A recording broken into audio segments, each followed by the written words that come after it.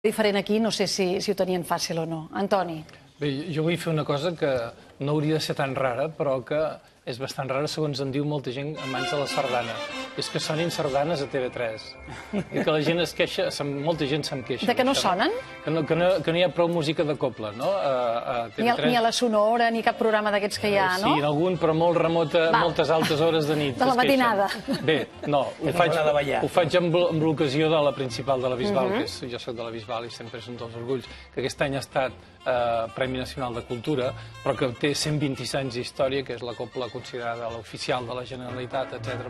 President Tarradellas, en fi, és una copla molt coneguda, però és que ara, darrerament, està fent un tipus de concert, a part de com toca en els concerts, en les ballades de sardana normals, fa uns concerts que és una mena d'història de la copla i de la principal de la Bisbal alhora, no?